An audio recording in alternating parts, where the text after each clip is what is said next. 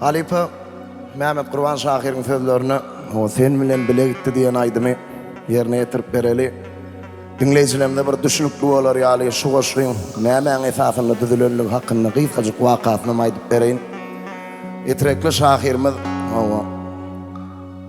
Mehmet Kurban Şakir'in bir sever dostu oluptur. Dostu iyir yok oluyor. Üstünden bir neçe yıl geçen son yankı yoğulun dostunun başkalası bilen Bağdar'da kavat geliyor. Salamlaşıya, sağlık amallık soruşuya.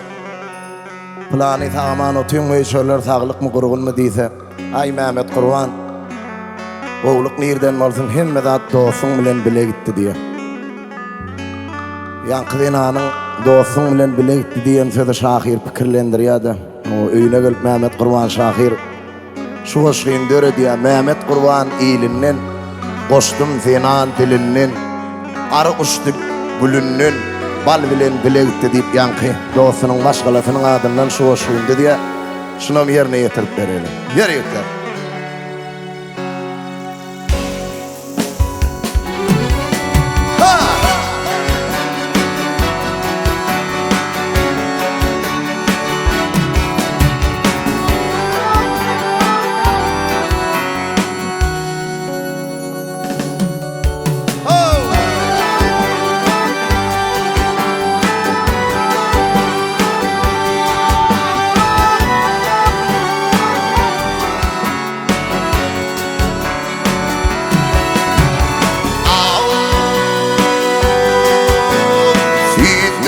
Kaybım sözünümü Sizin kaybım sözünüm Yağın büğrü yüzünümü Toydum ihsan edelim Sen birin bile gitti Sen birin bile gitti Demir kalanla yalancım Demir kalanla yalancım Var sattığım kuvuncum Uki kulki bir gencim Sen birin bile gitti Sen birin bile gitti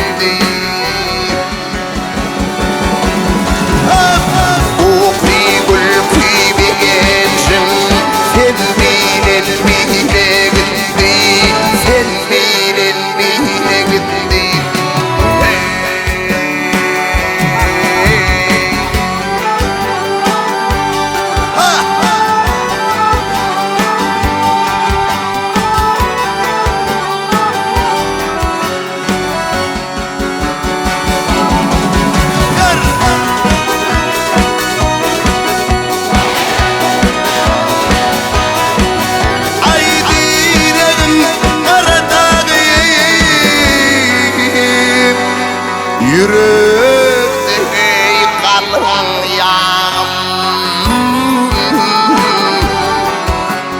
Meyvesini sen bağım Sen bilen bile gitti Sen bilen bile gitti Mehmet Kurban ilinine